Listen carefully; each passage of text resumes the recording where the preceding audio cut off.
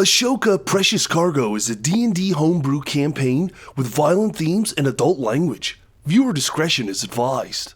Aloha Kako friends. Happy Friday. My name is Eli and I am your Dungeon Master. I'm Aaron A. Pabst and I am Trig. I'm Allegra and I'm playing Xauti. I'm Amanda and I'm playing Snu-vall. I'm Caleb and I'm Anchor. I'm Sergio and I'm playing Rad the Sea Turtle. I'm Zakiya and I'm playing Kenny.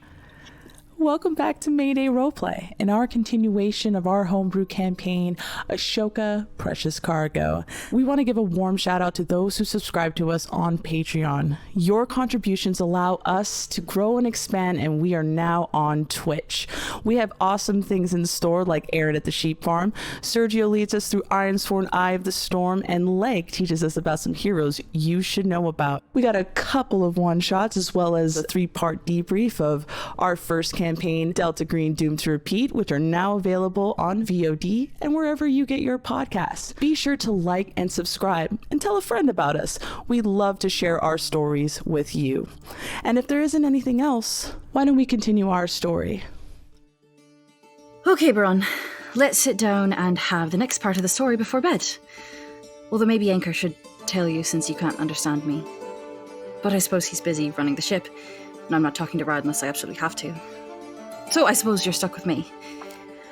Right, we last left off the pirates were trying to sail through a big stormy wave to get their treasure to safety. Through all their powers combined, they burst over the top of the wave and slid down into calmer waters.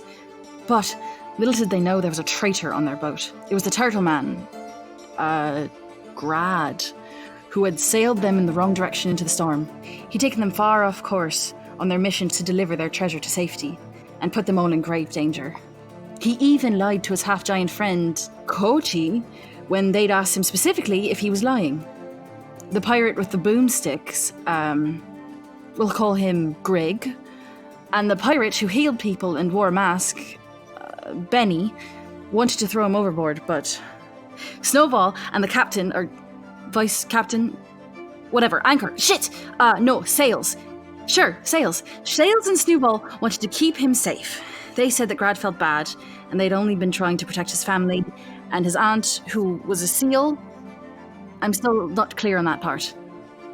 Anyway, the pirates decided to stop on a nearby island in the Rokewood and look for supplies and fix up their ship. Benny found a special magical bird called a honey guide that led them deep into the jungle, and the pirates found an oasis there with clean water and lots of plants and some special bugs that Sails remembered from his home. It was beautiful, but the pirates felt like they were being washed the whole time.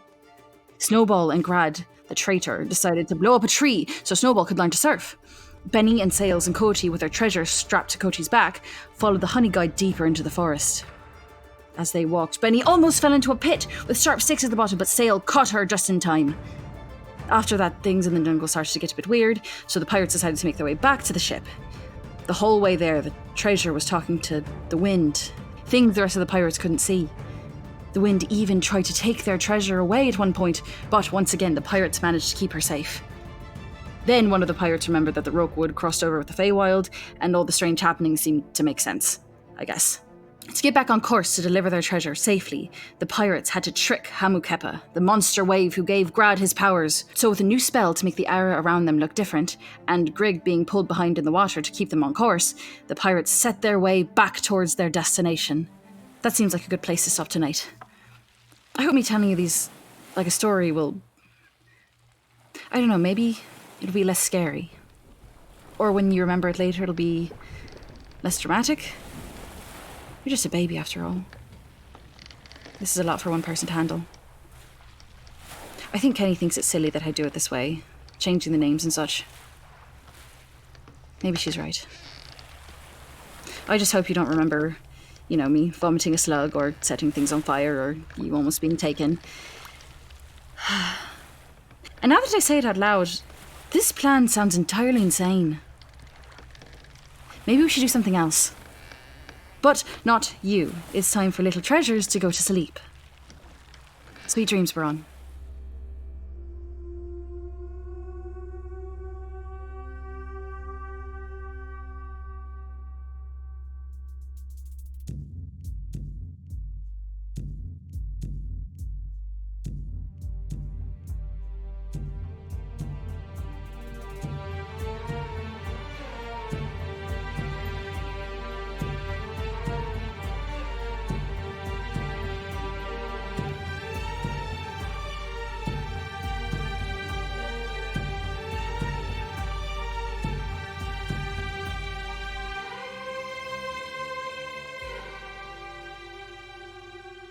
Dusk is beginning to settle in as you guys leave this uncharted island, resupplied with wood to fix and repair your boat, as well as some food to last you for the next few days. Rad has casted hallucinatory terrain and has made it look as if you guys are heading south as he reveals his one eye behind his eye patch. And you guys continue towards the eastward part of the Rokewood, towards the channel between Tutus and Bouquet. Anchor, I believe Rad was on helm, and Anchor, you have spent a good part of the remaining daylight repairing what little bit of the ship needed to be after that storm. And as you guys are continuing on, Trig,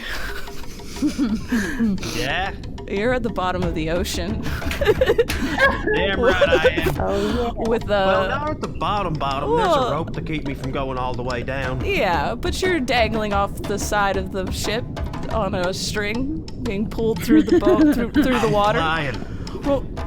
Roll me a perception check, because you're under the water. Oh, God. That is gonna be 18. Much like lore. You can tell above you that dusk is starting to settle in, and soon it'll be very dark. You see just wild amounts of pods of fish sailing through kelp fields and various amount of things of open ocean.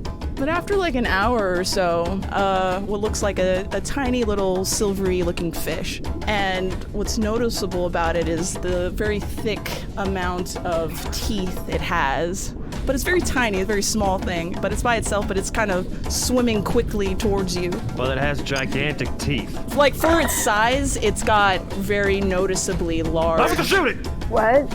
Wait, what? Okay. Roll an attack. Jesus.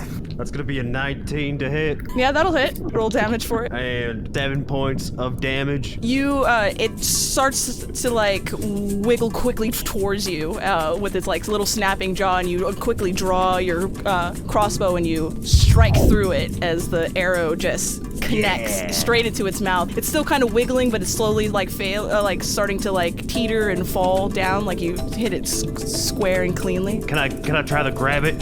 Yeah, I mean, it's easy enough to reach out and grab it, but as you do grab it, you notice that there's now 2 more of those silvery fish.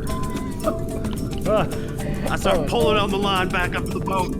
And then as you're tugging on it, more of them start to just appear as it's slowly grabbing a whole swarm. Somebody up top, roll a perception check to see if you've noticed the line being pulled. I'll roll. Oh, I'm so sorry, bud. 20. Shodi, you're hanging out with Buran, and you're towards the back of the boat where the steering is. And as you're holding her up and you kind of threw her up into the air for a second, you do notice that the line that you remember Trig was attached to is starting to pull and move very quickly. It's being tugged. I'll grab onto it and just start reeling it in, because that's kind of a universal sign for help. So I'll just be oh, all right, yes, good. And I'll set Buran down and I'll start just rolling it up. As you're starting to just pull it up, Trig, you feel the sensation of being lifted, but you just notice as you're being lifted, the silvery jawed fish are just swarming and now are trying to attack you. Does a 13 hit? No. No? Okay. No. This swarm of fish almost swarms around you as they try to bite at you, but your bit of your armor is not enough to break through their tiny teeth, but there's a lot of them just darting at you and trying to bite at you. Shodi, roll me an athletics check. 15. Using all of your Goliath strength, you have one good tug and you start to see a bit of what looks like Trig flailing around as you're almost very close. Trig, roll me a perception check as you're about to breach the surface. 9. You get a really hard tug as all of Shodi's strength has lifted you very close to the top, and as you're kind of being pulled up, some of your vision is obscure, but all of a sudden that silveriness of those fish disappear in a shadow as you're being pulled up out of the surface. What the fuck? Would you see what's down there? There's fish down there. Well, no shite, there's fish down there. It's the ocean. With teeth. They have fish teeth. Fish generally have teeth. But disproportionately large teeth. And they was snapping at me. Okay, well, you're here now. They're down there. you're not going to be bit by a fish anymore? Aren't you supposed to be, like, quite the fighter and, like, big and strong and not scared of fish? The fish had teeth. Okay, I understand. Do you know what kind of fish they were? I got no idea. They were silver, and as I've said, You feel a bite on your ankle. Something bites you on the ankle. I'll reach down and like grab him with one arm. As you get pulled out, there's like this tiny silvery jawed fish. There's one of them. There's one of them. Can I try and like grab it and look at it? Yeah, with your large hands, you pluck it off of Trig's ankle as you drop him onto the deck. It looks like a piranha of some kind, but it's like feverishly like squirming in your hand. You see? It's a fish with teeth. Oh, I see what you mean. These are quite creepy. I'm sorry I made fun of you a bit. That was very, very mean of me. I'm very sorry. Please throw it away. Well, Please throw it back in the water. Okay. Alternatively, we can eat it. Well, too late. Well, now I it's threw gone. it. You told me to throw it in the water. I threw it in the water.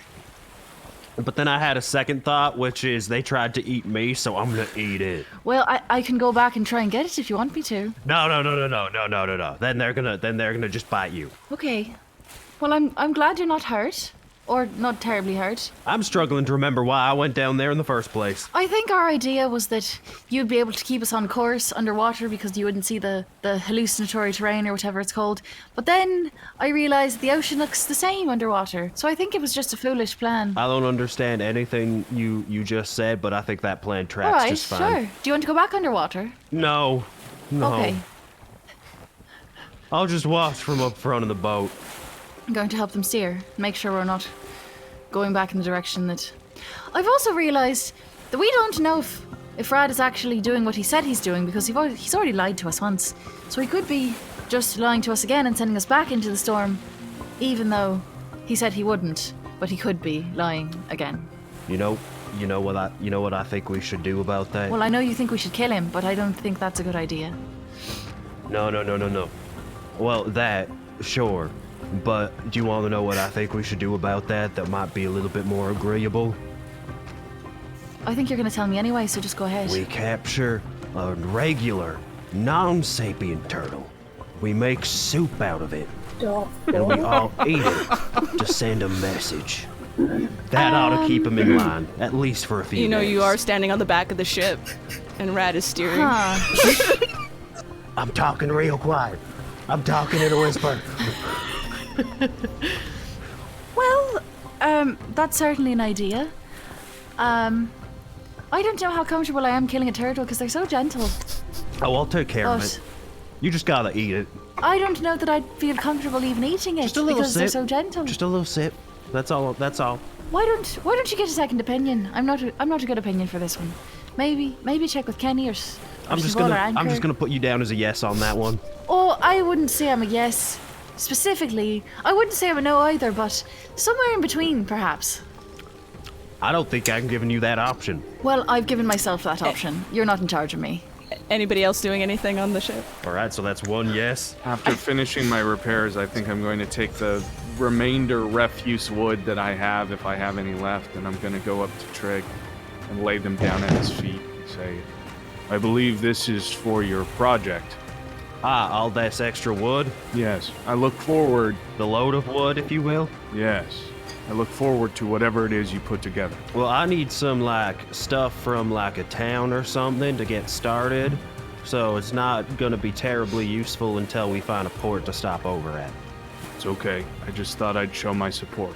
I want to be Thank you. encouraging. I can't wait to give it a shot. Thank you, Dad Captain. Of course. Thank you, Dad Mate. And then I'm gonna go up to Rad, too. Rad, have we hit the channel yet? Do you feel the change in wind? I think so.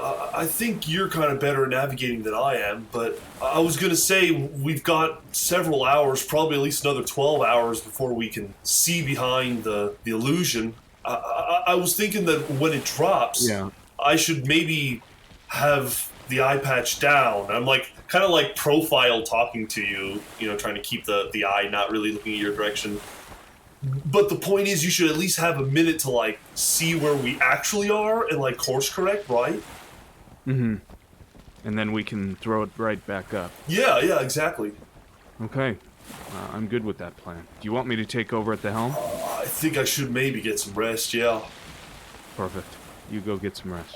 He starts to go, but then he kind of stops and turns and says, Anchor, could I get your advice? Of course. I can give you my advice. I get the feeling you're like the only dude that trusts me on this ship. How do I win the trust of the other guys back? Well, you do it the same way that you lost their trust. It's through your actions. You demonstrate in everything you do that you're part of the team. And eventually they won't have any evidence against you. You just have to keep down that path of telling us the truth and keeping us informed and doing the thing you think is right. And eventually, what will they have to say against you? Yeah, I suppose you're right. It's as simple as that. Okay. Just don't get too down on the idea that they hate you. It doesn't really matter in the long run as long as you know you're right. Yeah, I guess I've just always kind of worried what people think of me. I mean, I do some pretty bad stuff sometimes. I don't know, it's getting to me. Well, we all do. We're creatures of choice. It's more important that the good outweighs the bad. Thanks, dude. I'll just get going. Of course. At first, start to like move towards where maybe generally everyone is usually taking their naps and just kind of look around and see that I'm not really wanted, and I'll find Paunch and kind of snuggle up next to her. You find a nice little corner tucked away, like off the side, where you and Paunch can take a rest.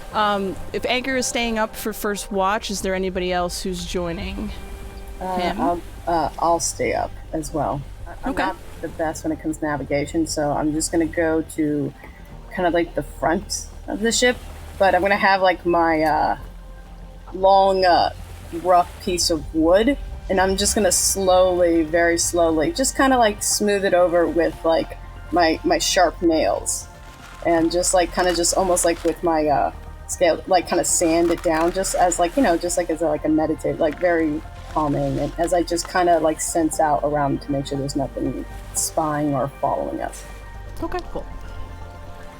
Anchor and you, Snuvall, roll me perception checks as everybody else kind of settles in for the evening. Can I say I re-upped water breathing on everyone before I go to bed? I have a nat. I've got a dirty 20. Ooh. You both notice that it's a fairly clear evening, given the fact that over the last few days it's been kind of stormy.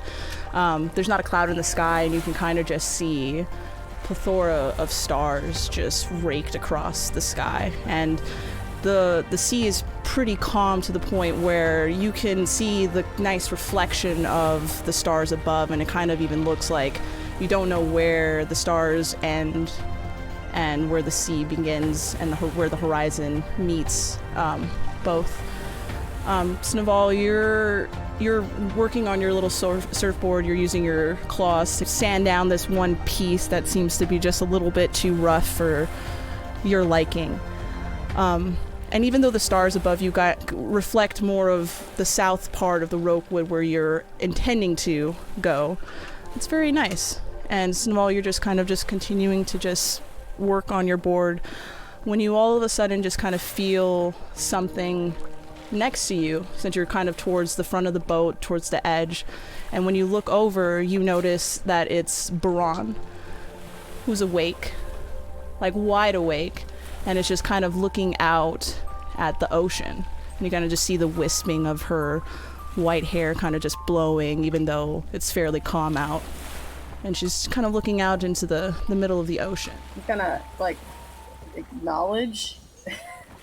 I would say I'm gonna stop sanding, take kind of wipe the wood off her hands, and like gently pat the child's head and see if like she has a reaction.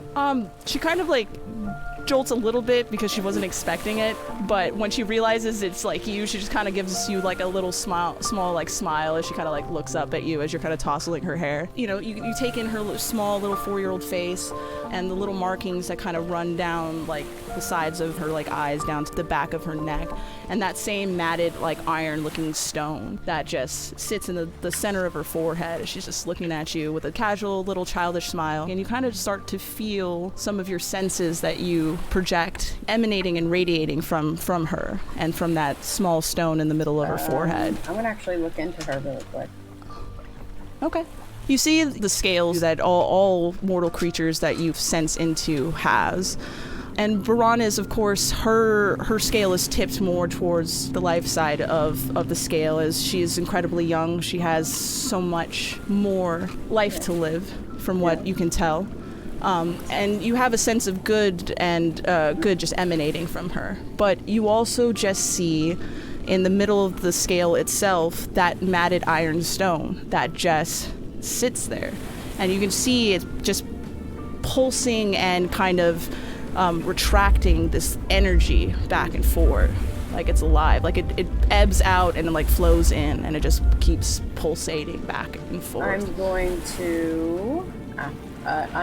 to put the wood down, and I'm gonna get into a sitting position, and I'm gonna motion for Ron to do the same thing. If you lock me to teach her how to meditate.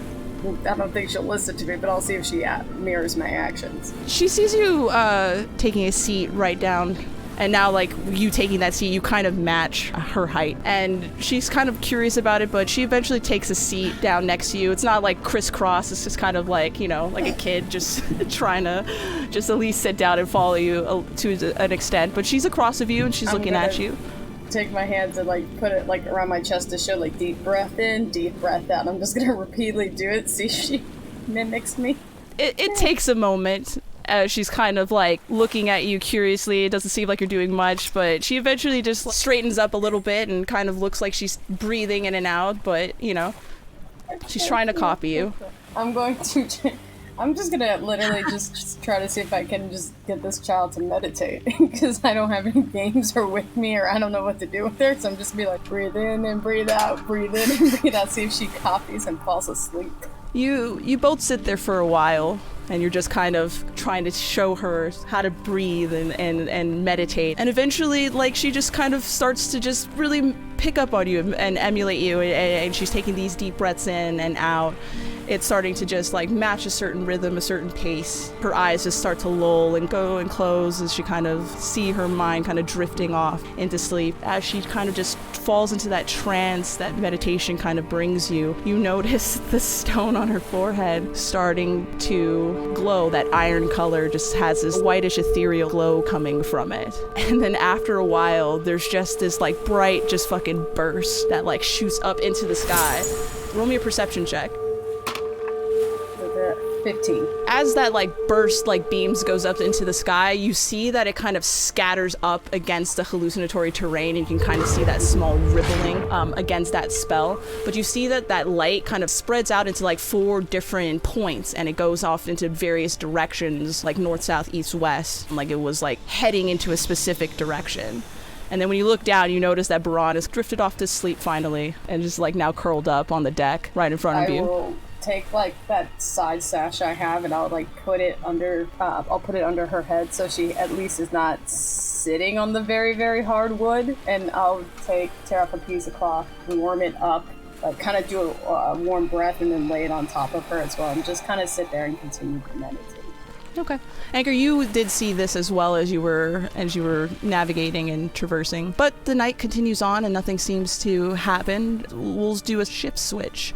Who's the 2 people who would like to take the second part of watch? I'm going to stay at the helm, even if, 2 people want watch 2, just so I can make sure Rad gets the full 8, because he was sailing for a while. As the night continues on, Xauti, you're just keeping patrol. You notice first that Buran is out on the deck and not where you had originally put her, but looks like she's curled up like right in front of Snuvall, who was meditating, but she's out like a light, just curled and snoozed under a little blanket. Other than that, between the both of you, the night just seems to go on as smoothly as it possibly can. and nothing seems to bother you guys. Nothing seems to be out of place, but you guys are continuing your course.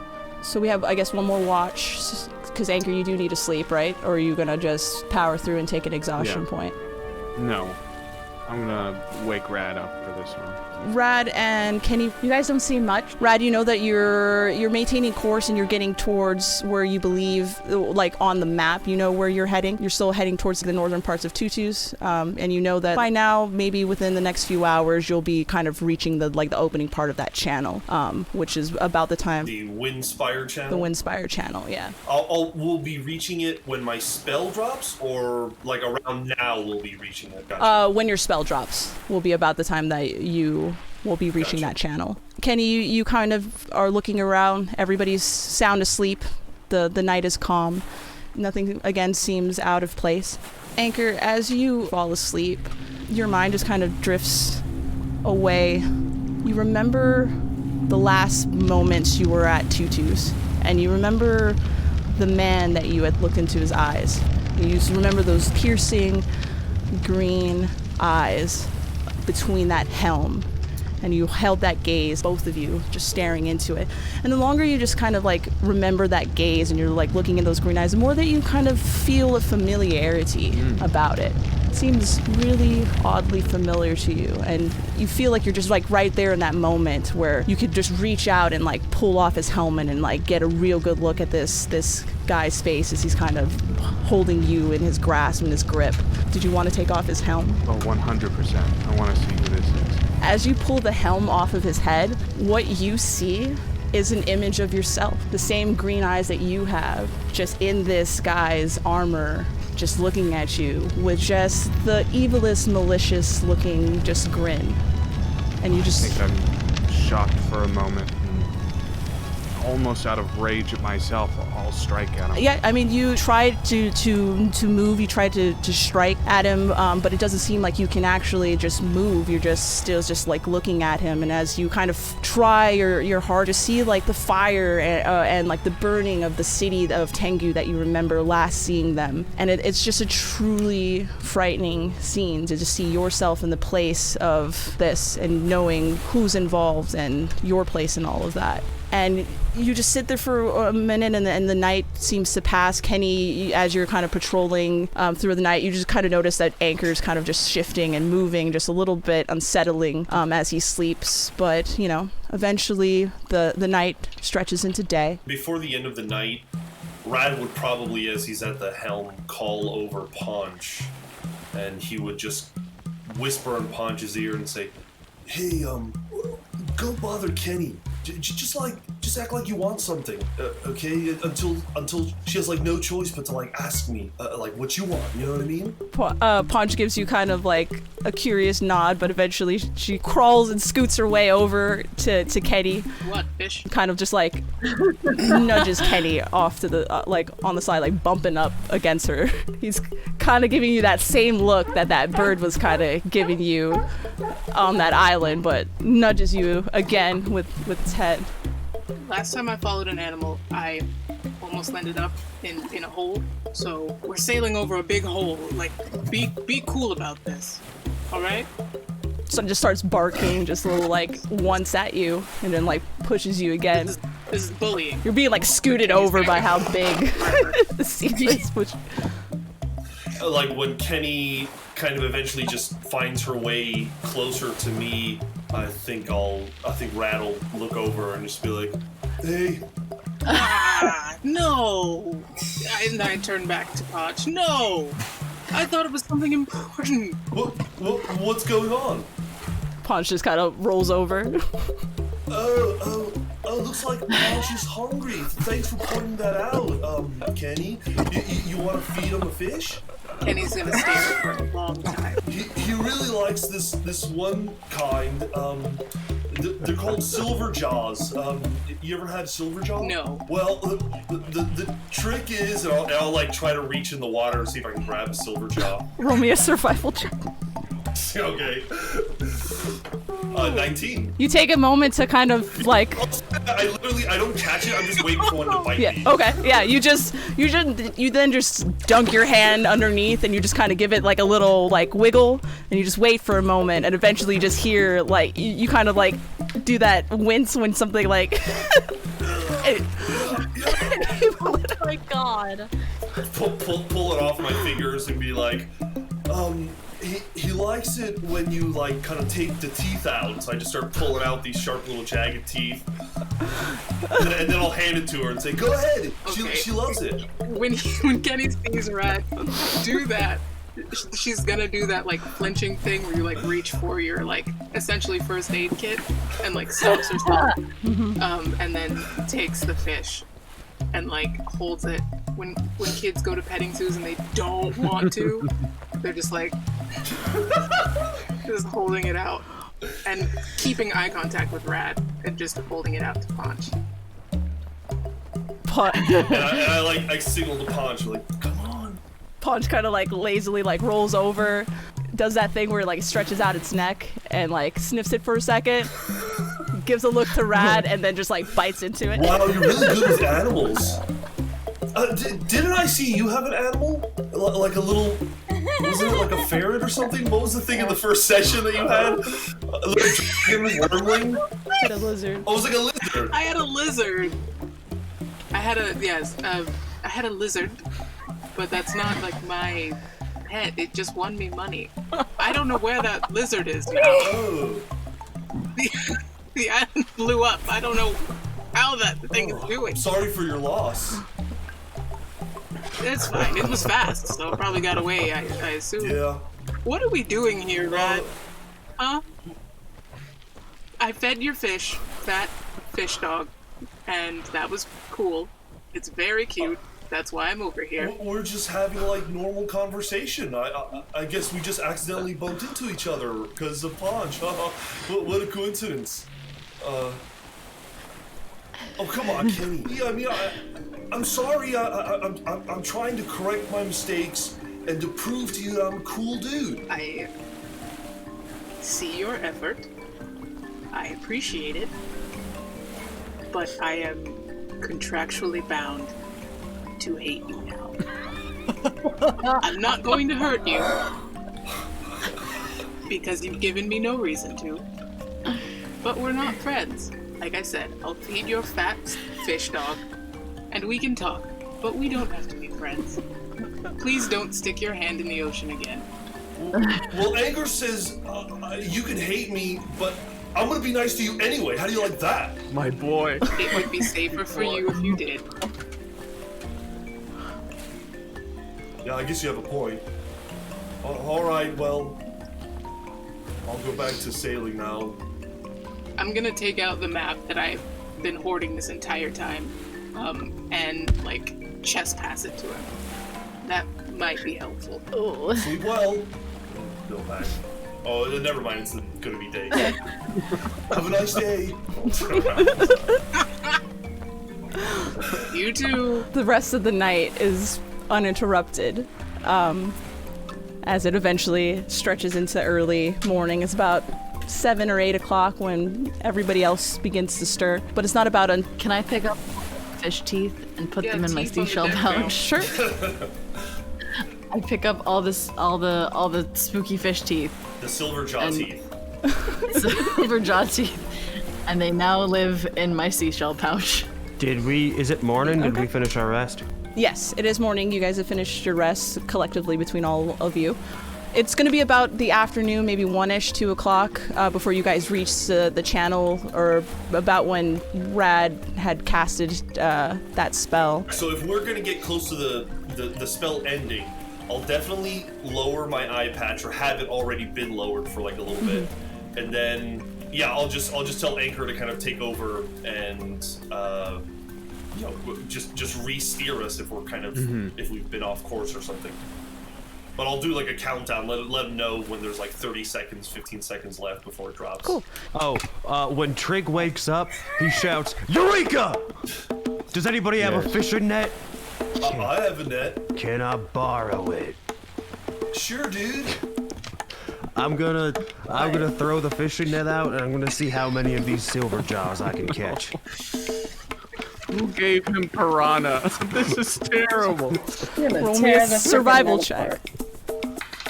Well, that's gonna be a 14. While he's fishing, Rad is standing next to him, and Ponch comes up beside him and is like, "You want to touch Ponch?" Not even a little bit. I'm a little busy right now. Okay, cool. That's cool. That's cool. So, Trig, you take Rad's net regardless of the attempt of friendship, and you cast it out just very eloquently out into the open water as it kind of sails a little bit past you as you kind of hold on to it. A few minutes go by, and eventually you start to just feel like a wild, just like moving of just like multiple frenzy of fish. Roll me an athletics check. I'm gonna get him. If I see him starting to reel them in, I'll certainly try to help him. Oh, off the table. So do I have advantage? Yeah, roll advantage since Rad will be helping you. That is a 15. Okay, I'll pull the net in. How many of them did I get? You start pulling like at the last like once it like breaches, and you just see like just like the frenzy of like fish. Yeah. Rad comes down and like helps you pull it up. When you do, there's about 15 little tiny silver jaws. When they come up on the deck, I'm just gonna start clubbing them with my crossbow to kill them. Oh. Okay. Rad takes his net back and sees like there's a lot of damage, like irreparable damage to it. And I point it out, but I'm like, but that's cool, you know. It's what you do for friends, you know. And just start putting it back. I hand him a single gold and say we're not friends. Oh, Dang. And then I'm gonna take these 15 silver jaws. I'm gonna lay out a little like extra skin or something, and I'm gonna start pulling all the teeth out of the silver jaws. And if anybody walks by and asks me what I'm doing, I'm gonna look up at them with crazy eyes and say, "Collecting shrapnel." Oh, I've got a few more of them if you want them. I've got a couple extra, and I'll reach in my seashell pouch and I'll pull out the handful. But those are like your souvenirs. I'm gonna take those from you. I'm keeping 3 of them, and you can have the rest. I don't really need that many. Shrapnel sounds I fast. just want to point out, I'm the one that started this trend. Okay, bye. No. Shodi looks like they're gonna respond, and then just kind of waves off the impulse and turns back to Trig. Trig, I've actually been meaning to talk to you about something. Yeah.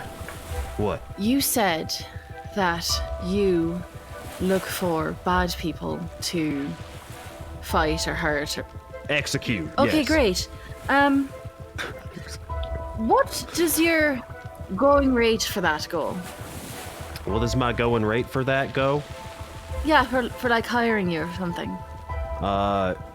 It depends on who's asking. Usually I just roll into town, I find somebody, I ask them how the people that are in charge are treating them, and if they say badly, I just go kill the people in charge, and I don't take anything from the people that said that they were bad to them. Now, if it's more of a, assassination, that might be a different story. Well, I'm not sure it's entirely an assassination. It's more of a dismantling of an establishment. Go on. Well, there are some very bad people, in Sasan, and they do very bad things, and I am working on trying to get rid of them, and I've been doing it alone for a while, and it's not really working by myself. But you're very capable, and you're full of rage, and I'm also full of rage. And I would like to propose an alliance, or a working partnership. I don't know exactly what I'd have for you, but... You had me at very bad people. I'm fucking in. Oh, fantastic. Obviously, it'll be a bit until we can go and try and fix all the things they've done, but I just wanted to put the idea in your head. You don't gotta say much to convince me. I didn't think I would. All right. Well, that's good to know. I'm gonna go back to collecting my shrapnel now. Please do. Thank you for low-key agreeing to help me. We haven't fully... I appreciate it. You're quite a strange man, but I like you. I've heard that aloud. I mean the first part. Well, now you've heard the second part. Well, I'm glad that somebody finally took notice. I'm gonna stand up and pat his head and go back to doing whatever I was doing with Buran. Collecting Did I shrapnel. hear Xauti just take a hit out on several people? Roll me a perception check. I mean, you guys are like all there, like waking up and stuff. Not a big boat. It's not a big boat. They were We strapped to you. They weren't really trying to hide it that much. I was gonna was say, they weren't subtle. Yeah, it's a 21. Yeah. Kenny, you're kind of like at the, like, you were like laying down, like crisscross, like sleeping, when you just hear this conversation and you kind of like look over and up. And you definitely heard everything that they said. Okay, for later. That's so fucked up. Snu-vall is, I was gonna say, making sure after Buran's like with Xauti or just taken care of. I actually want to approach Anchor really quick, but before I pass, is Trig like eating the fish, or is he just like discarding the actual fleshy parts? No, I'm just like all the parts that would be useful to like 99.9% of people. I'm just carelessly casting aside. Right. So I'm gonna grab like the chunks of actual edible fish, and I'm gonna go ahead and like grab a couple pieces, and I'm gonna kind of like far away blow like a little bit of fire and smoke on it, cooking it. Raise them. And I'm gonna Like smoked salmon. Yeah. smoke salmon all day. I mean, I'll pass out a couple to everyone en route to Anchor, but I will extend one, and I want to approach him and be like, "Did you see that thing last night? The lights in the sky?" I did. I was wondering what that was. I assumed it was something you did. No, it came from the child, but I'm not a navigator by nature, so that's why I wanted to know more about that. Oh, I don't know that I could give you any more information than you have, to be honest with you. Right, Eli? Would I have any inclination here?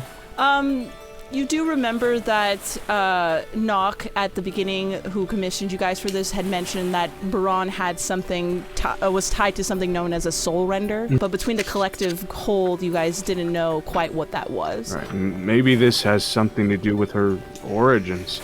Can you just be extra alert when it comes to anything? Because I have faith in Rad, but with what was just shown, I just want us to be extra cautious when we're traveling around. I promise you, Snuvall, I would not let anything happen to you people. I care about you deeply. I have a favor to ask of you in return, though. Go on. You have a sense for things, it seems. A sight that sometimes feels much better than my own. Do you have any idea who that was that we fought on that dock? Eli, going backwards, did I pick up on any? I was about to say, I don't remember. I remember vaguely, like, that person on the dock when I sensed it. Mm-hmm. Was it, what was that? Were they otherworldly or something? Roll me, let's roll me a history check to see if what you remember, because that was... She's smart. No, not today she is. Okay. I got a 4. Okay. With everything that went on at Tengu Atoll and the fact that you had a more jarring experience than some of the others, you can't quite remember about those that you had engaged towards the end. You do remember there was like a sensing of fear, and that was about it. I'll give you that. That's right. Right. Okay. I'm gonna extend Anchor another piece of fish, and I'll be like, that being on the dock, he is definitely one. I don't experience this often, but when I tell you I felt fear in the very bones, that creature, I don't know, man, whatever, he is definitely one we should avoid at all costs. I felt the same way. I have just one more question. Go for it. Do you think there's any way that he could have been Sasanian? It's a possibility. Did he look like a person underneath there? Anyone you recognized? His eyes. I remember seeing his eyes, and yeah, I believe he could. But then again, it's been with everything in the last couple of days. I wish I could say my memory is sharper, but it's actually quite Everything's kind of fuzzy and it's rushing. I wish I can give you more details. That's okay, Snuvall. This is enough for me. I'm glad we both saw what we did last night. We can keep a good eye on these people between the two of us. I agree. Do you want more fish? Because I'm just going to keep feeding him. You know what? Yes, I'd love some more fish. Only if you split it with me, of course. How done do you like it? Do you like it extra crispy, or do you want it a little... Extremely, almost black, if you could. As inedible as possible would be good for me. So I'm going to do this. I'm going to toss the fish up and then like really put a roaring fire under it and let it burn for a second, and then when it falls to my hand, it's like black and crispy. And hand it to him. So how'd you guys burn the boat down? Well, unlike some people, I know where to at least stuff is on the ship. I'm angling it outside, so it's like not under any canopy or anything like that. That's an exceptional grill you got there. That's just before ashy. It's perfect. There we go. Real dad. Happy to help. We got it. I'm your portable barbecue guys. Yes. Oh, we're two grill dads just having a good time. So the remainder of the morning into the early part of the afternoon goes pretty uneventful. You guys are just steering your way, trying to navigate under what looks to be the opposite direction in which you guys are traveling. But Rad, eventually you start to feel that the spell is on its way out, and... Here it comes, everyone brace just in case we hit something. Okay. I'll pick Buran Trig is up. gonna stand in the middle of the deck and cross his arms. Okay. No. I'm gonna prep to break. I will hold on to a mast and brace my knees. Grabbing onto things takes more lives than it saves. Alright. My poor boat. Gotcha. Oh boy. Come on, come on. I'll take it. 22. The hallucinatory terrain fades away as what looks to be the south parts of the Rokewood eventually melts away into partially open sea and just two different islands, which, Rad, you would know as the island of Tutus and the island of Bouquet, as well as the entering of the Windspire Channel. Surprisingly, you are on course. It worked. Oh, thank God. Big surprise. When the hallucinatory terrain fades, the calming-looking sea is actually a little bit more choppy. There's a big gust of wind pushing away from you guys. But yeah, you see the two channels. Are you immediately going to cast hallucinatory terrain again, Rad, or are you gonna keep it? I'm gonna wait till somebody tells me, because I'm assuming that Anchor probably wants to readjust the ship, and we all might want to assess where we are. Yeah, I'm definitely going to pivot until we're down the very center of the channel to avoid all possibility of running into these islands on either sides. And as soon as I get into a position like that, I'm going to try and commit it to memory, I guess. Yeah, we have a map too. Yeah, we do have a map. And I'll just position myself like that and try and get in the muscle memory, just start rowing a little bit down the center with the eye patch down, just so I'm aware of where to position myself, where the wind's going to push me, and I'm trying to adjust the best I can. Anchor and anybody who was from Odenau, roll me a history check about this particular channel before we continue. Yes. I have a 16. 16? I have 19. 17. Those of you who are from Odenau and those who have traveled throughout the Rokewood know about this particular channel that straddles between Bouquet and Tutus. The Odenauans know it as Renuhana, but it's also known as the Windspire Channel. What's known about it is that an unknown phenomenon occurs where wind kind of breaches constantly through the sea in little columns and spires and shoot up at various heights. The Odenauans tend to like to use this channel as a test of their prowess and their abilities to traverse throughout the sea. It's a very semi-dangerous place to be. And we're gonna fly it blind. Fly it blind. These are Knowing that, I think we should second guess this plan. Never second guess your plans. Commit. Is there any way that somehow we could hallucinatory terrain the columns into something else, like into No. It's just an illusion, dude. If we get hit by one of them, we'll definitely Can you feel keep it. your eye patch down then? Sure, but he's gonna get curious. Maybe if we can clear this Go fast place in and then time. take it up again. I can try and push the speeds if you guys are ready for it. Maybe we can try that trick we did back with the wave. Do you need me to go out back and push again? I mean, no requirements or anything. I'm not gonna force you, but it might help. It was very cool before. Snuvall's gonna lift her up. Are we doing that? Let me cast water walk on you first. Don't jump. Not jumping. I'm just limpering. I'm doing squats and kind of warming up my legs. Yeah, let's game plan and see how we can get the most speed out of this. Do we need to stop at an island with a port and get actual things? Or are we just trying to make it through? I think we should probably get out of this immediate vicinity so that we don't get eaten by whatever fucking monstrosity Right, Rad's yes. got waiting for us. And I do believe there is an island just south of us. If we keep going through the channel, there are a couple of islands. I'm sure we can find port there. I know going back now would just That's double true. our time. We've got enough to survive though. I'll do whatever all my friends want to do, but we should probably get out of here as soon as possible. How many friends does he have on the ship? Oh, one. Whatever his one friend wants to do. Alright. So petty. Actually, Rad knew that Trig didn't like him, but the moment he realizes that also Shoddy doesn't like him, his shoulders completely slump. I will tap on Rad's shell and be like, I've never really had friends before, but I will consider you one. He's got two now. And then I'll just walk. Good. I would say to everyone here, if you're going to be holding on to that anger, it's going to cloud your judgment. You should probably not be doing that at this particular moment. As I walk past everyone to get ready to run.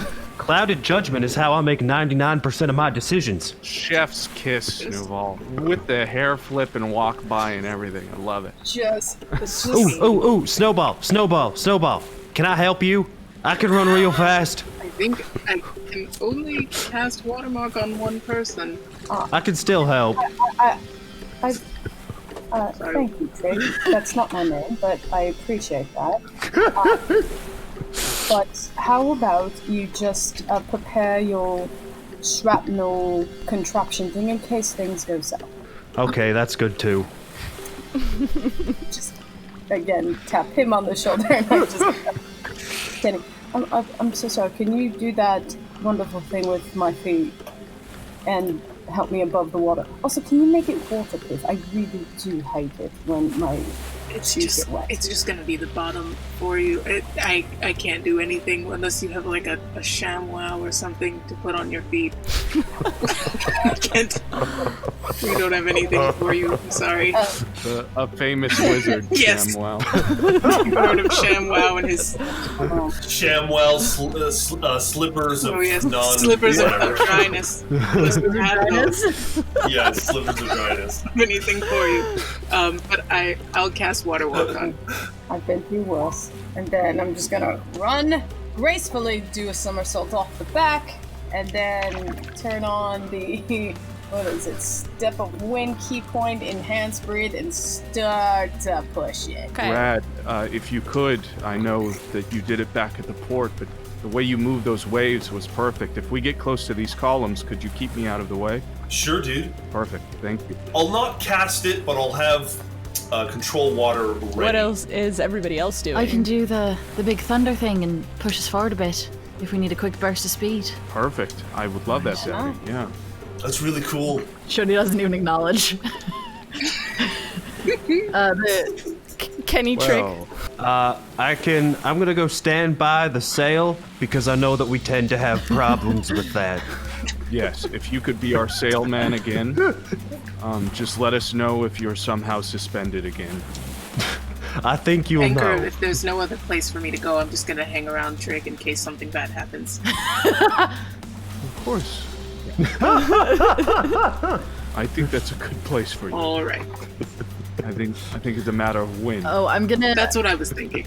I'm gonna get Buran settled in the little hut and give her like Okay. Give her some of my seashells, and like part of that taffy that I gave her last time, the everlasting taffy, and some like charcoal and stuff so she can draw and not get into trouble right now. Okay, yeah. You tuck her into the corner as you guys continue into this channel. Anchor, roll me a perception check. A 16. As you're looking ahead, holding onto the oar and steering you deeper into the channel, eventually ahead you start to see this weird bubbling coming out from the water, and it's still ways away from you, so you don't have to roll anything else, but you just see this giant wind tunnel column just like shoot out of the sea, out of the ocean, and you just see water splash out from the sea spray, and it just goes up about 20 feet and it just goes back down, and as hard bodies of water just slaps back down to the sea. But you're now getting into the part of the channel where you're starting to know why they call it Windspire Channel. Roll me another perception check. Now that I kind of know what it looks like when these geysers erupt, could I send Paunch into the water as kind of like a scout, staying close to the boat, but like maybe having a better vantage point of seeing when these columns are coming up?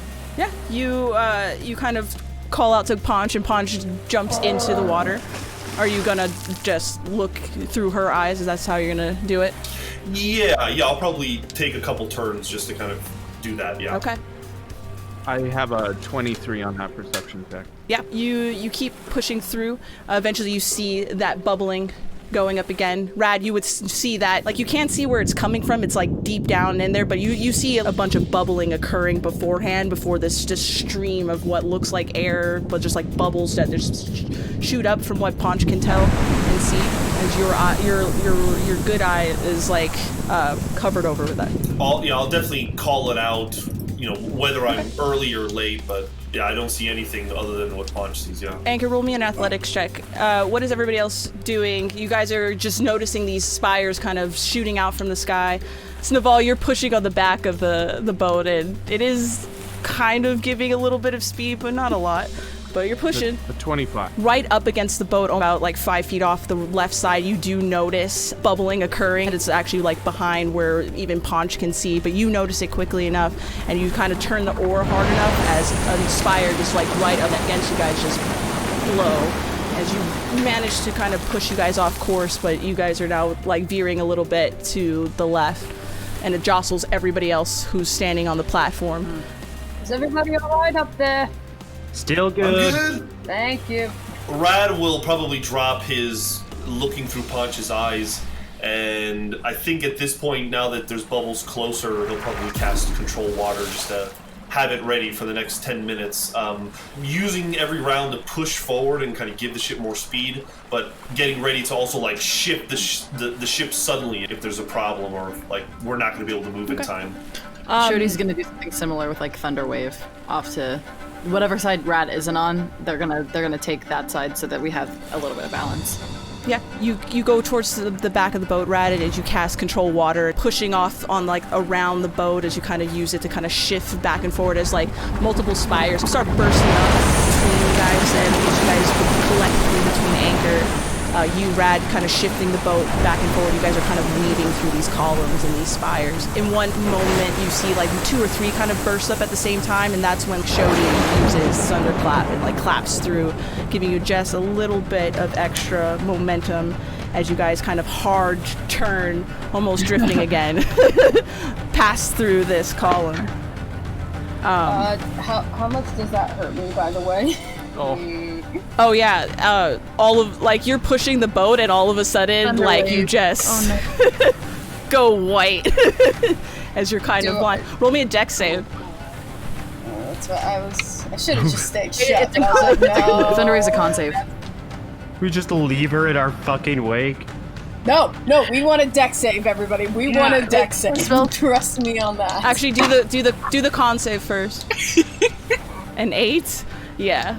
Now roll me the dex save. And give me that damage, Xauti. Okay. A very unfortunate 14. 8, 24. Okay, so for dex save? Yeah, 24. You take all of the damage that Xauti Gentle fort. So that's 14 damage, but it causes like the sudden like burst of thunderous energy from Xauti's hands knocks you off your feet, but you manage to with one hand grab onto like the rail of the ship, so even though you've like lost your momentum, you're still at least clinging on to the back of the boat. I'm so sorry. I'm so sorry. I didn't mean to hit you. I was trying to get us out of the way of the stupid geyser thing. I'm so sorry. Roll me a d20, Xauti. I'll use a big one. I'll use the big one. Come on, big one. We're fine. It's a 5. Okay. Oh god, Snuvall's gonna die, y'all. What? All friendly. No, we're just gonna leave her in the wake. It's fine. It's fine. How y'all are feeling? In hindsight, we probably should have like tethered you off or something.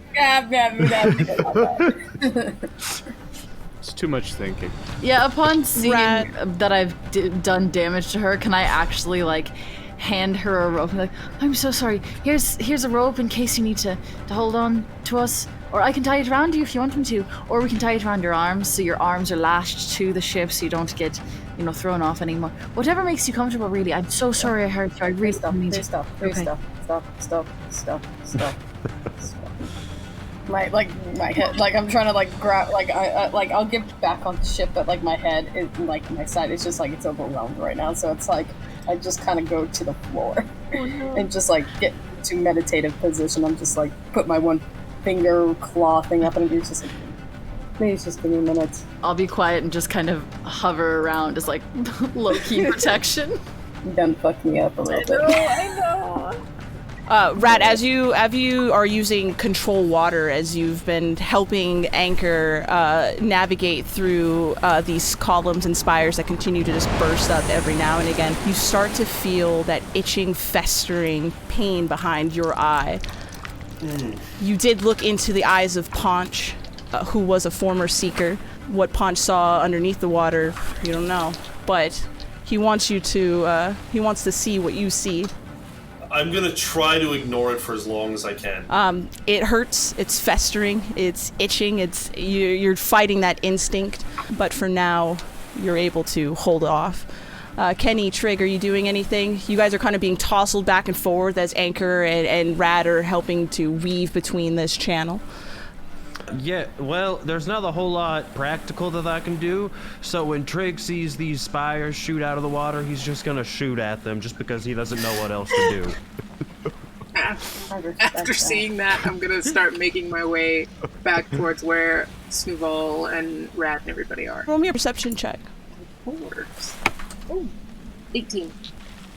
As you're walking closer towards the back of the boat where Anchor and Rad are kind of positioning themselves and navigating through, you hear this kind of sudden burst of like wind move overhead and kind of rattle through the sail. Shit. But you don't see anything, just the sudden movement and the rushing of the wind. Not to make things worse, but I think Buran's people are back. I'm gonna slowly get back up. The thing that was on the island is here. That's. Let's. As I'm trying to get it. Where? I'll get it! Ah! I start shooting wildly into the air. Let's get Everyone on the alert. child. The thing from the island has followed us. I don't know what it is. It's just here. That's the only thing I know. Get the child in the hut, and then let's get you to guard the door. As you kind of mentioned that, all of a sudden you get slammed with just a giant burst of wind that kind of like knocks you off your feet and pushes you into the hut. Kenny! Shooty, shoot. You can take a shot at disadvantage, Trig, as you don't see what knocked Kenny off of her feet. You know what? Sharpshooter. Okay. Okay, with disadvantage, that is going to be a 19 to hit. Yeah, that'll hit. And I am gonna make this a trip attack. Don't know if that's gonna help, but I'm gonna give it a shot.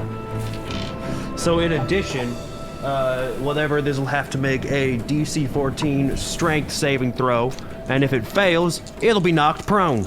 That will be 21 points of damage with the sharpshooter bonus.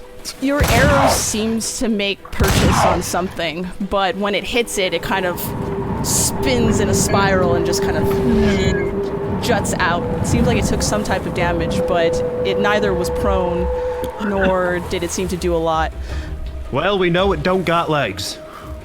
Alright, I'm gonna run up and just do another roar of our breathing, so you have to do a wisdom saving throw, or your creature, whatever has it. Okay, what's the DC? 12. That's a natural 14. Just as a reaction to seeing Kenny like getting shot into the kind of that middle building that we have on the ship, I'm just going to cast Aid, but I'm casting it at level 4. So Kenny, Xauti, and Trig have 15 additional hit points, and their hit points increase by 15 for the entire duration. It lasts for 8 hours. Okay. It's absolutely excessive, but he's really trying to make an impression. Not my friends! Rad, roll me a con save. 7. Oh man, here comes the wave. You do manage to cast Aid out to those who you had blessed it upon, but as you do that, the pain in your eye just gets so severe that it's almost like take a knee kind of situation, as it just starts to burn and fester, and it just hurts, and you know it really, really wants to see what you're looking at, and it breaks their concentration.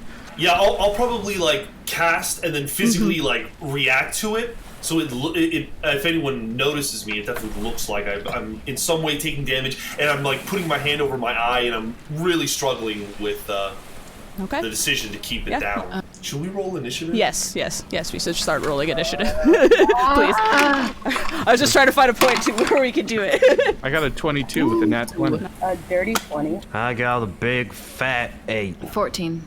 I got a 9. 16. Oh, real quick, Eli, did I take damage for being, like, pushed into yeah, you did. You took 7 points of bludgeoning damage. But then you feel the healing life force of Rad's love heal you. You know, I won't lie, I'm a little jealous. Rad didn't heal me a little bit, but yeah. You already like him.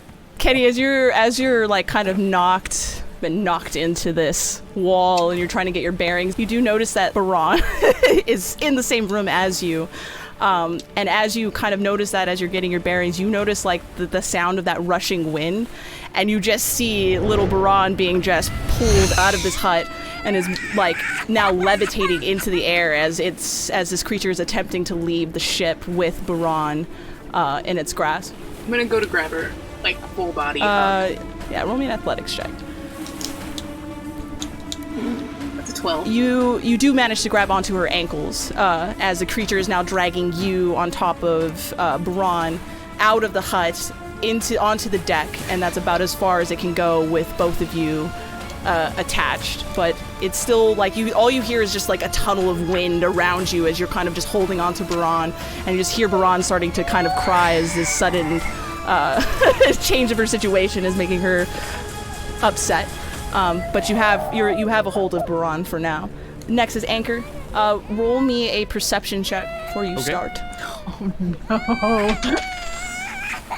I have an 18. You do see about 10 feet ahead of you the starting of the bubbling of the water in front of you. Oh man. What do you want to do? Okay, would I have time to take a longbow shot and avoid the column, or is it sort of like I'm gonna get one, I'm gonna get the other sort of thing? I will allow it to be your bonus action, but you have to roll that athletics check at disadvantage to steer yourself out of the way.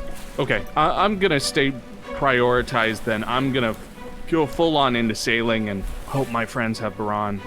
So I'm just gonna avoid that column. Okay, yeah, roll that athletics check then.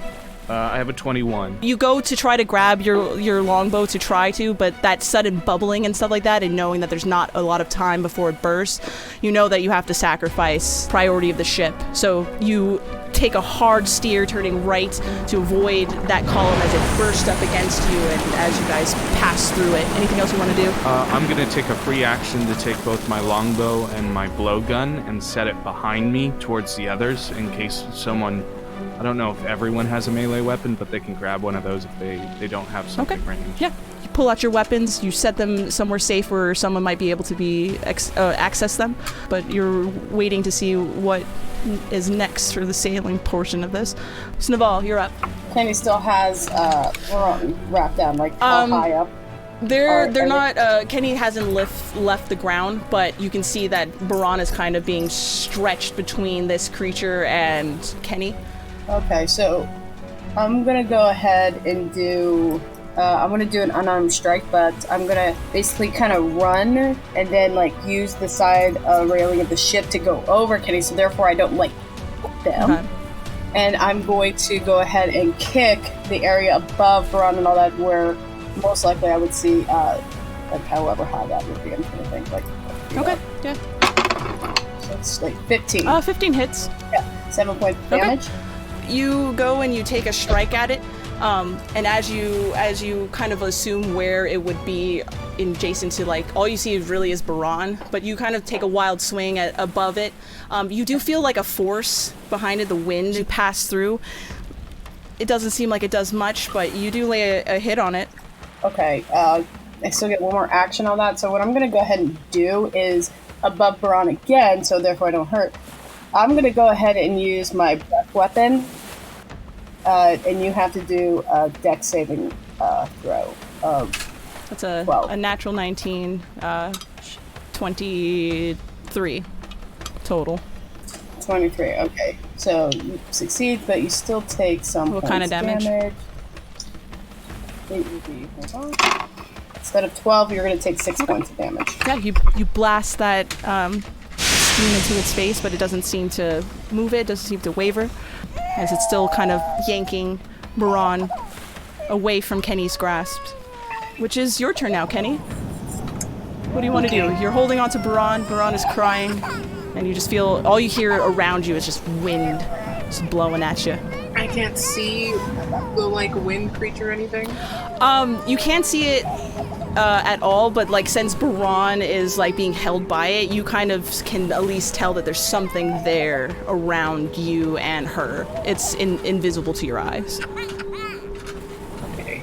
I'm just going to do my best to cast Guiding Bolt in the direction that she's looking. Okay.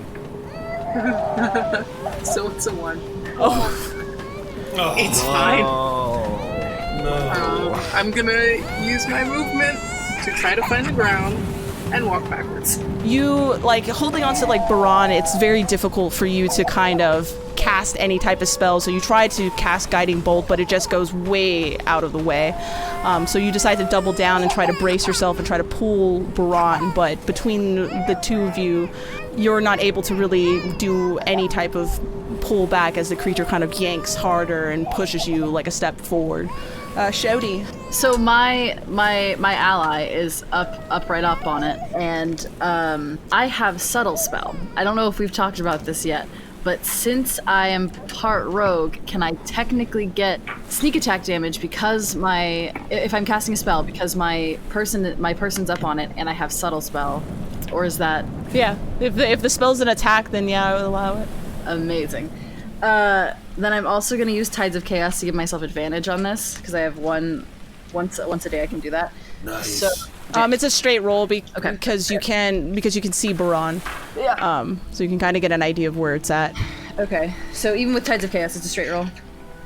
Yeah, but even with Tides of Chaos, it's a straight roll. All right. Okay. All right. Then Xauti's gonna, like, run up and throw their hand out, and a bolt of fire is gonna come out. 14. 14 will hit. Yes. Okay. 14 will hit. Yeah. 20 points of damage. Wow. Nice. Hell yeah. And Xauti looks awesome. incredibly angry, and they're gonna run up and grab onto Kenny and, like, keep a weight down and keep us on the ground. Roll me your wild tables. Yeah, roll me a D100 first before you do that. An 88. 88. You cast that spell, and you're just, like, full of just rage as you just, that whole burst of fire slaps up against this creature, causing it to let go of Buran as Kenny and Buran kind of slam down onto the ground as the whatever it was disappears into the wind. But as you just like hold that pose of that fire just is coming out of your hands, you just start to just get filled with just an uncontrollable rage. As you are driven mad by the sheer rush of power, you've gone into a barbarian rage for about a minute. Nice. But yeah, you're like mad as shit, and you're just uncontrollably angry. Anything else you want to do on your turn before? I will.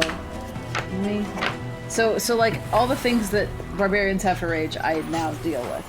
Yes, for the minute. Cool.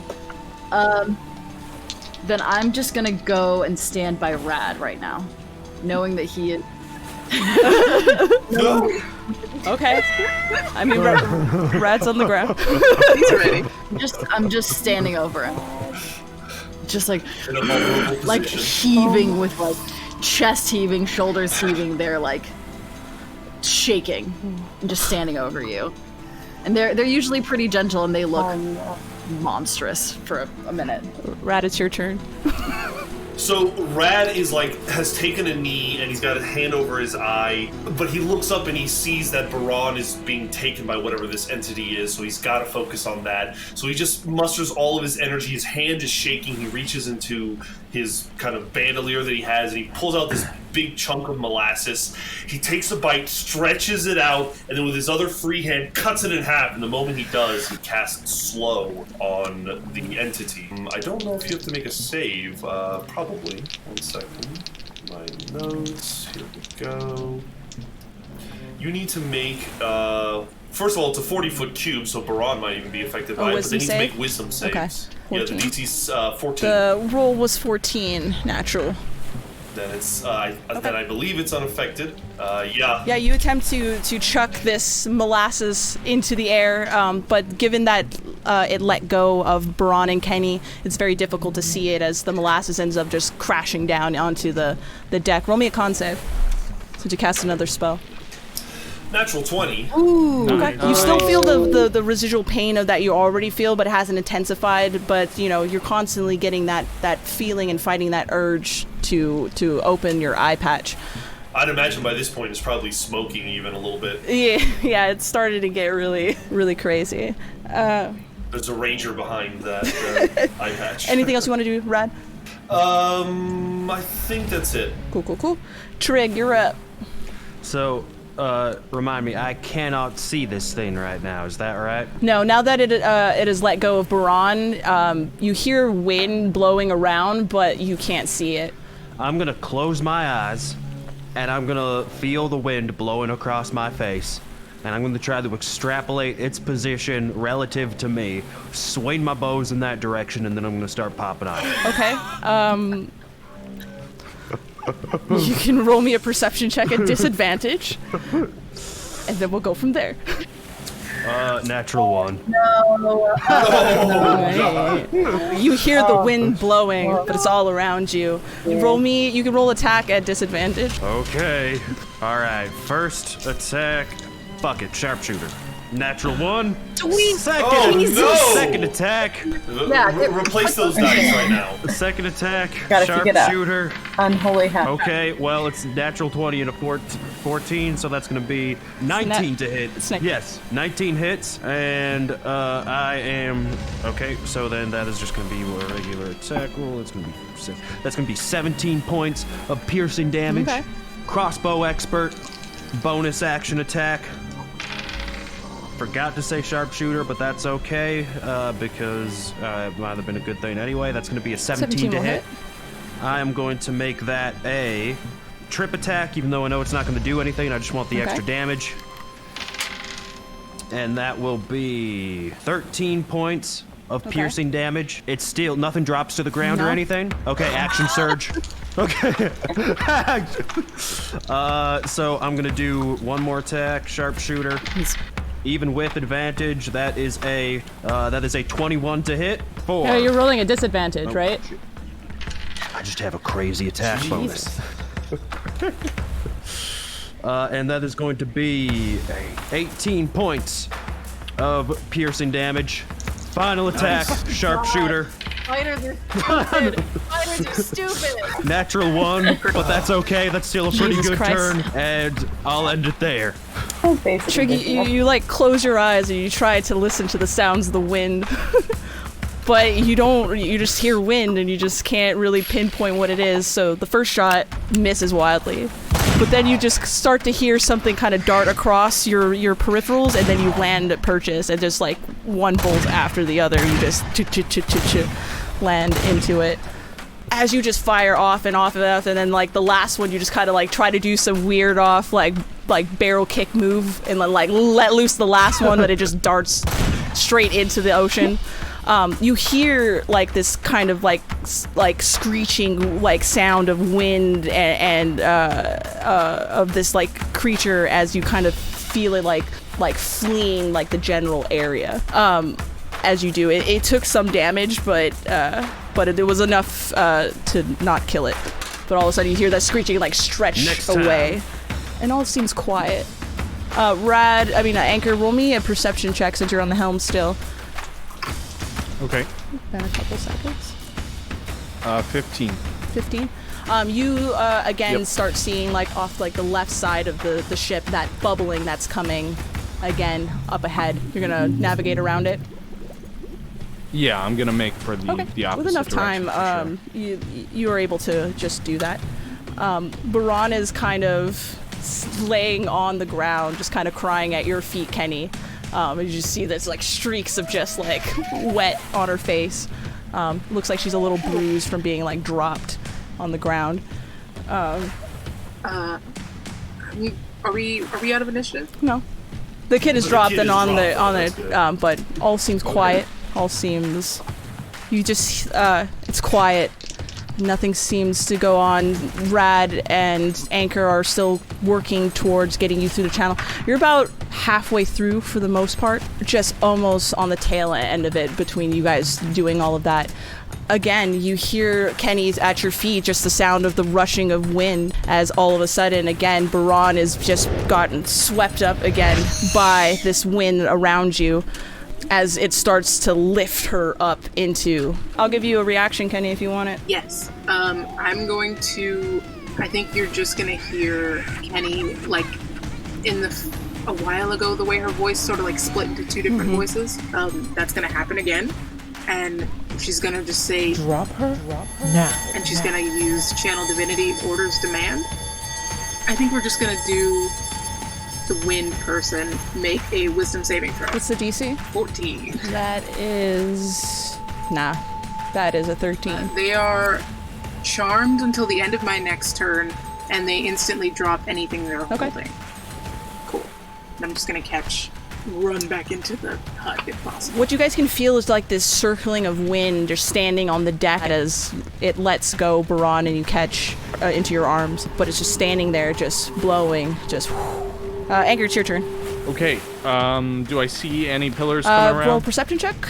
Natural 1. The sudden divinity of what Kenny does and you can kind of see this blowing of this monster. Like you can see its translucent form a little bit now at this point as it's kind of forced to stay still.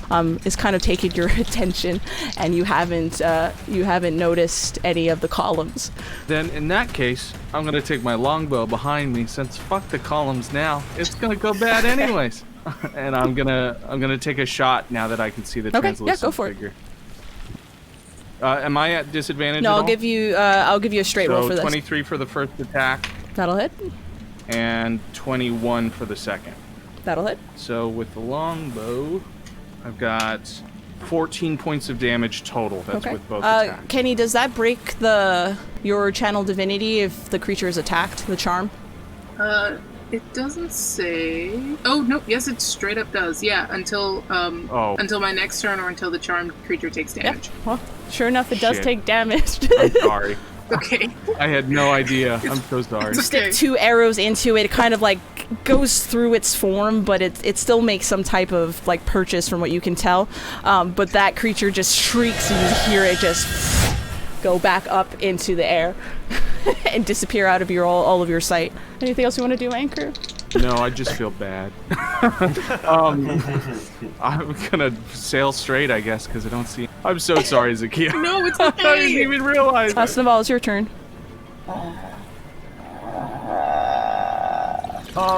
Can I see it? Because of the way the wind is moving, I would be able to see vibrations. Can I lock in on its location? Roll me a perception check. Gives me a 7. A 7? That's alright, so I can put... Yeah. From my perception of where it last jumped off, and my guesstimate, I'm gonna go ahead and I'm gonna do a stunning strike. Straight up, see if I knock the Okay, roll motherfucker. at a disadvantage. That's 1, but I get 2 actions. So there we go, we're doing it again. Alright, 12. 12, yeah. None of your strikes hit. So I'm gonna, as my bonus action, just in case the little bastard decides to come back, I'm gonna hold and do like patient defense for later on, so I can dodge out of the way in case. Yeah, you swing wildly, nothing hits. You decide to recenter yourself as you take a defensive hold. Kenny, the creature in front of you is gone. Cannot see it currently. I'm going to stay in the hut with Buran, and just like try to like wrap her. I'm very short too, but I'm gonna try to like wrap her in my limbs and just start like rocking back and forth and cast mass healing word, which I think will still get everybody even if I'm in here, and everyone including Buran will take 4 points of healing. Everybody, including Rad? Here's the thing. It's not in the contract. If Rad is within 30 feet, then I guess, unfortunately, it will also affect him, too. Okay. And that may be why she's doing this instead of using other spells. Okay. Cool. Then everybody will regain hit points. Cool, then that will end your turn. You cast mass healing on everybody on the boat. You're holding on to Buran. But again, you hear that rushing of wind, and all of a sudden, just another slam, like, strikes into you, pushing you over. You feel like another, like, force of wind pass through you, but it's not enough to, like, do any damage to you. You get 13 points of damage from that first hit, though. As you've let go of Buran just by being pushed up against the wall again. And Buran has been, like, separated from you. It manages knocking you over, Kenny, to grab on and grab Buran, as this creature is now making its way out with Buran up into the air, going about 30 feet and making its way up higher. As you just hear the screaming of Buran going up higher and higher. Xauti, it's your turn. So I can't do magic right now. This is fine. This is super cool. Super fine. Sure. How tall is the like hut that's on the ship? The hut is about like a little 10 feet tall and about like 30 feet across. Okay. Yeah. And how high up is the wind again? Buran is about 30 feet up. Well then I will. I don't like this. I'm mad. I will. I'll climb up on top. No, that's gonna take an action. Never mind. I'll just fucking shoot it. I'm gonna shoot it with my short bow because that's all I can do. Roll at disadvantage. Fucking. Oh no. Yeah. Roll at a disadvantage. That's still a 15. 15? Yeah. 15 will hit. Yeah. All right. Don't get damage on range, but no one's close to it. Okay. This. 6 points of damage. 6 points of damage? Yeah, your arrow makes purchase onto something as it kind of like tunnels and eventually falls out of this creature. But it's still holding on. And then I will not do any magic, and I hate it. I'll just like use whatever movement I have to stay underneath in case Buran gets dropped so that I can catch her. Okay. Or whatever extra movement I have. And I'll use dash if I have to. So, yep, that's all I have, I guess. That's easy enough for you to do. You managed to get right above where Buran is, but she is significantly higher than you. Rad, you're up. All right, I'm gonna run up to Xauti and say, "Throw me at Buran. I'll catch her and I can protect her under the water while you finish this thing off." And I'll hold my action to attempt to catch Buran once Xauti has thrown me potentially at her.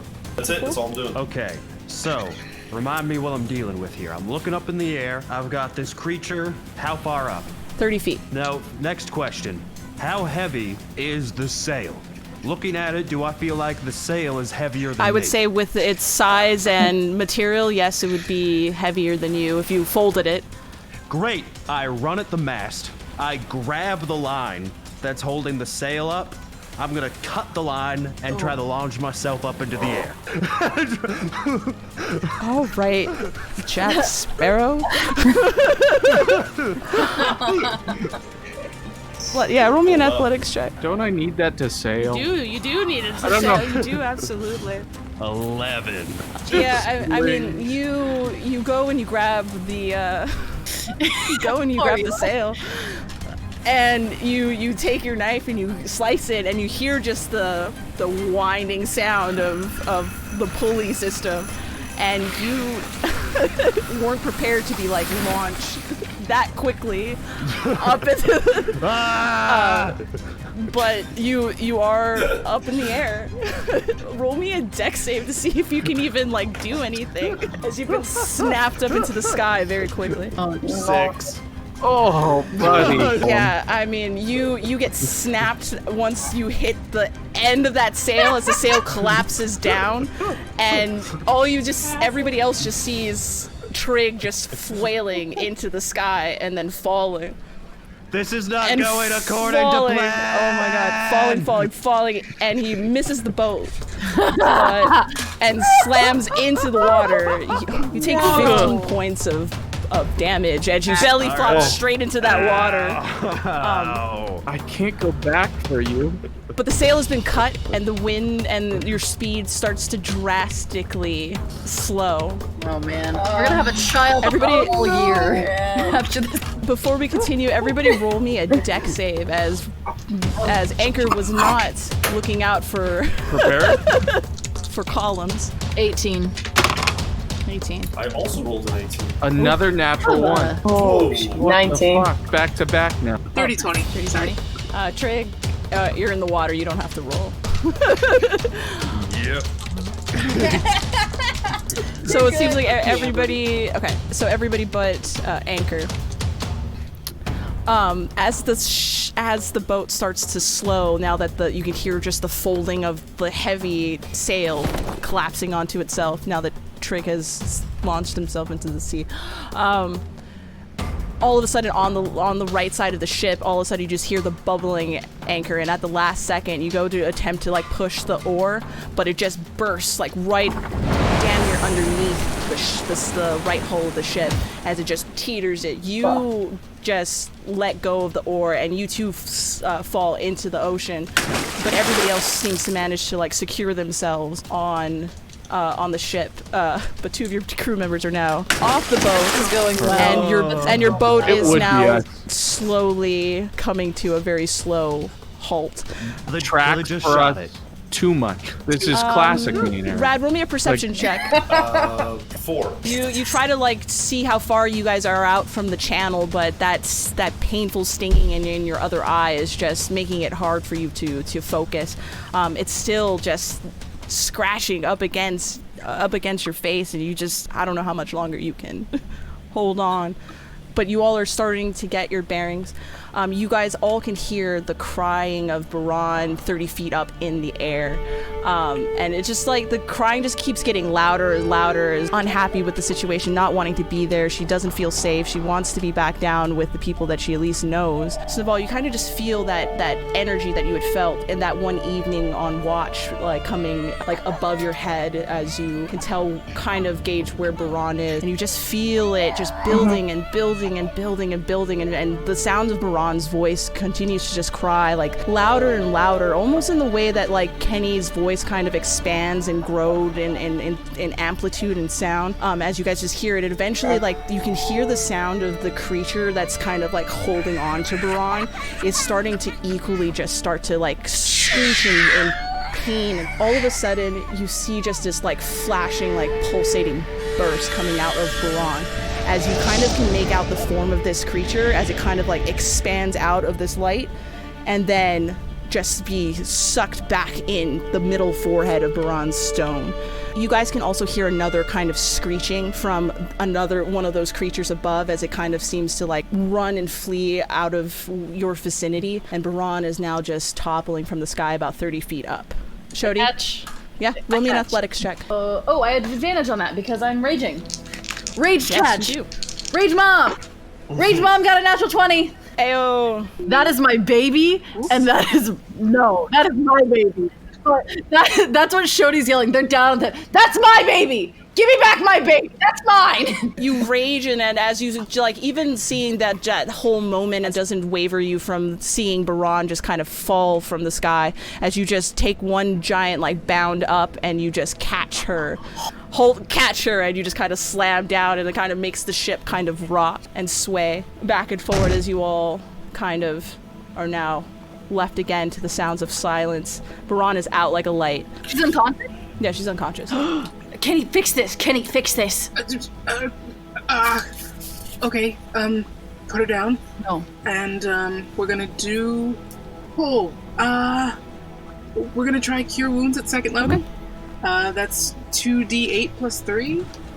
Almost like involuntarily, Rad, with one hand over his eye patch, knowing that Trig has blasted off again, he's actually going to run and jump into the water and go swim after Trig to retrieve him. But as he's doing that, he's going to lift the eye patch just for some relief. Underwater? Underwater. Yeah, underwater, and then when he gets within eye shot of Trig, he'll probably bring it back That's down. 7 points of healing. 7 points of healing. As you, like, Kenny, as you kind of lay out Buran, you hear the splashing of water as you kind of see Rad jump over the edge and start swimming out to Trig, who's a little bit further.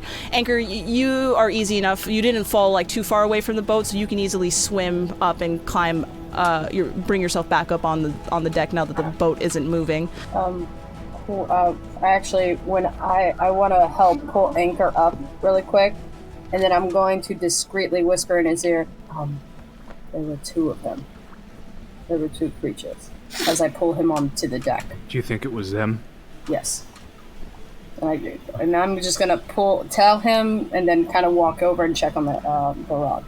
I'm gonna leave a little, like, I don't know, I'll wrap up a smaller anchor with a little string of rope, like 50 feet or something, and I'll throw it over the side just in case Trig and Rad can't find the boat underwater or whatever, and it'll be a little lore that comes out. Yeah, Rad, you kind of under the water kind of alleviate the pain that you feel in that eye as you lift the eye patch and you swim as the eye kind of just like juts around and takes in as much of its surrounding as it possibly can, telling that you're underwater. But eventually you get to Trig and you cover yourself up. Are you gonna grab him and like pull him like a lifeguard, or are you Yeah, totally. I'll have one arm on him as I start. I have a swimming speed of 30 feet, so even if he slows me down, I'm still moving pretty fast. Trig, you feel Rad's arm kind of like grab you around the upper part of your torso as he's pulled. I can breathe. Yeah, I mean right? you're above the water, so yes, you can. I'm not pleased with You got work, dude. But you eventually, Rad, it's easy enough for you to drag Trig along with you, and you see the rope that has been casted out, and you're able to pull both you and Trig up onto the deck. Kenny, I think I also would have just like mentally commanded Ponch to kind of return to the ship as well. shortly after you guys pull up, Ponch will also climb up the side. Kenny, as you kind of lay down Buran, you notice that like that matted little stone on the middle of her forehead is kind of like burning like white hot, like metal that's kind of like smoldering. And as you're kind of healing, and eventually the stone turns back to its iron-looking matted self as you regain health to Buran, and her eyes slowly kind of open up as she's looking at all of you. And like you start seeing like you know how like a little kid like is about to cry and like her eyes are kind of getting wider and like the tears are starting to fill, and she looks like she's just gonna say like just break out into tears. She's looking at you. I'm just gonna hold her in my arms if at all possible. As quick as I can. You quickly embrace her and she starts to sob, but yeah. Yeah, just the bouncing and rocking. It's okay, you just absorbed a weird wind spirit into your forehead and that happens all the time. It might be a little headache for a minute. Shody's hovering uncomfortably close to you. By now, Shody, the rage has slowly started to subside, and you just kind of have more of a numb and empty feeling now that that anger has kind of been washed over you. Yeah, they're still gonna hang pretty close, and then they'll pull out like the taffy and rip it in half and give part to Buran and give part to Kenny. Well, I'll go fix the sail. That went totally as planned. I wanted to spill myself into the ocean like that. It went well. We were all Thank impressed. You. Thank you. I tried very hard. Is everyone feeling okay? Yeah, I'm good. Good. Well, you're all officially sailors now. You just made it through the Windspire Channel. Not anyone can say that. Those things, they followed us from the island, right? Buran's been talking to Wonder what they... There was another time, a couple days ago. Buran was talking to them before we went to the island, so they've been with us for a while. Oh. I think it's possible they could have been with those folks at the dock. You think they're the same people? Or agents of them. I don't know. But it's easy to assume that more than one party could want her. I could see how it could go both ways. I don't think it rightly matters. All that matters is that someone's trying to grab her. It doesn't really matter who they lend their allegiance to. Agreed. It's going to make it very difficult if we can't even see where they are when they come back. Yes. What if we gave her like a little bit of a disguise job? What if we like dress Buran up a little bit so that she doesn't look like Buran anymore? I have a feeling they're like chasing her essence, not so much what she looks like. And they already know what we look like when we're with her, so that would be a dead giveaway. So we all wear disguises. No, wait, I hate to say this, that's actually not a horrible idea. Is there a way we can actually have ourselves make us invisible so we can't be sensed? Yeah, I've been here 1,000,000 times. All you need is a little fake mustache. Okay. That's all you need. I've got some makeup and paint and fake things, like a disguise case, but I don't have much in the way of actual magic that does that. I think I have scarves. 2 people roll me perception checks as you guys are mulling over your next plan. I got it. And 23. Oh, thank God, I got a 9. Oh, Trig, roll me an intelligence check to try to fix the sail. There it is. I need to roll intelligence to tie a rope. Oh my God. I mean, you severed a whole sail, like, it's more than just... Squad of dumbass himbos. The one and only time we're smart. I love you, Dum-Dum, so much. It's great. Snuvall, as you guys are mulling over, like, the next part of this plan, as you kind of notice, Trig is also trying to reassemble the sail, and it's easy enough for him. He kind of looks at, like, the piece of rope that he severed, and he grabs, like, a new rope, and he kind of starts to sling it through the pulley and getting it reattached, and as he starts to kind of re-raise the sail back up. You don't see it, but you just get this sudden feeling in the back of your neck, Snuvall, of just that weird sensation of fear, but you don't know where it's emanating from. Trig, though, as you are pulling up the last bit of the sail, you can actually kind of look out onto, like, the horizon and see, like, where you guys are actually at. You guys have completed the end of the channel, and you do kind of see an island off in the distance, but you also notice something else kind of on that horizon, and you see a ship. You see a galleon-looking ship that seems to be making its way towards you guys in your direction. Do I recognize the colors at all? I assume Trig is noting this to everyone? Yeah, I shout out, we got company. As Trig does that, Anchor, you go off to the side and you kind of look out to the sails, and you do recognize those sails. They're Sasanian Navy sails on the horizon, making its way towards you guys. Hold on, I know how to deal with these guys. I put out a bear trap on where I think they would step onto the ship first. Nobody step in this spot. Only let them step in this spot. I think we should make for the island. Or something, yeah. I think we need to get away from that ship. Don't you think they're gonna want to? They've probably smaller, already we're spotted faster. us. We get away from them. Anchor, So, fuck 'em. Anchor, how's this? How's your stone? Can we use your stone to get to the island faster? I think so. I think it's the way to go. I think we need to. We need to go. That's I how you highly know. advise that. I'll happily blow up a ship Now- full of Sissians, but Now, just to be clear, you said this is a Sissian naval ship. I assume. I mean, there's a piece, but that's certainly unusual for these parts. Or am I wrong about that? I mean, various eclectic ships do sail across the Rokewood, including Sasanian ships, as trade is common practice. But this is like military Royal Navy, not like a merchant ship flying under a Sasanian flag. Right. So, I mean, it's somewhat unusual to Yeah. see a battleship here, huh? I wonder what they're doing. That doesn't here. matter. Let's get the fuck away from We them. don't want any part of this. I mean, if Language. experience could lend us to make any conclusions, they probably want Buran. I don't know how or why they would know about Buran, but given our luck, We need to go before they signal for boarding.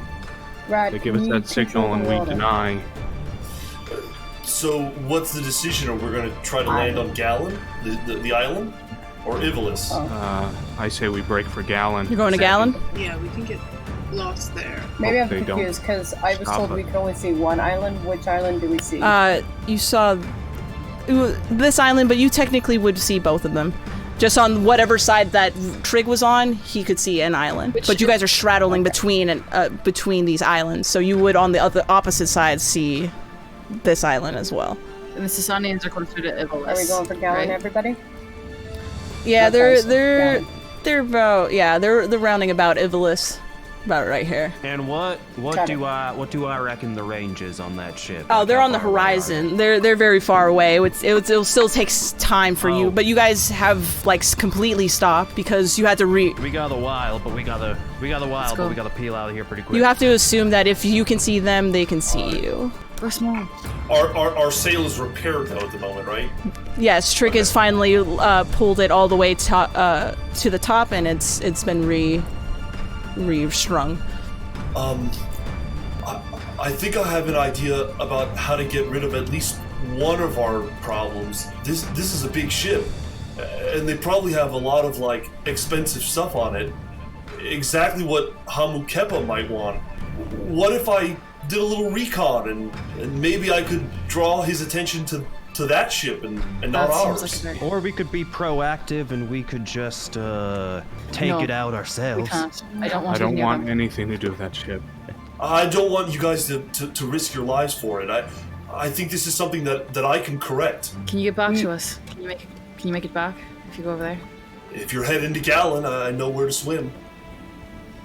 I'm all for the sinking of a Navy ship. Yes, please. All right. Well, without much more of a word, he throws you a shotgun and then just jumps into the water, and Ponch follows him, and he starts swimming in the direction of the naval ship. He's not coming And back. everybody everybody else is you're turning the ship towards Galen. I'm gonna keep my eyes. Yeah, I'm gonna swim out for a little while, but then I'm actually gonna stop, and I'd like to take a short rest if I can. I can breathe underwater. I'm just gonna kind of float there and watch it, approach, and I'm hoping to get some spell slots back if I can. As you jump into the water, as anchor, you turn the oars as you start setting a course for the island of Galen. Rad, you eventually make it about halfway out as you kind of sink underneath the ocean waves. Are you No. keeping your eye patch closed? I am going to take a short rest, but in that short rest, I'm going to, as ritualistically as possible, open the eye patch and just mind talk telepathically. In the same way that Hamu Kepa talks to me, try to reach out to him and just be like, I have a delicious present for you. You sink underneath the water and the waves, and Ponch is alongside you, is kind of circling around you as you kind of suspended in the water. Eventually kind of just close your eyes and you kind of just slow your body down, slow your heart rate down, try to take that rest. Your mind just starts to kind of wander in the way that you do when you try to connect with with Hamu Kepa. Once you've taken a long enough rest, your unclosed eye just opens up and you can just see it kind of pointing in the direction of that naval ship that is now no more than 50 feet away from you, as you can kind of see the underbelly of its ship kind of moving towards you. And that's where we're going to leave it today. Oh, man. That was Oh, man.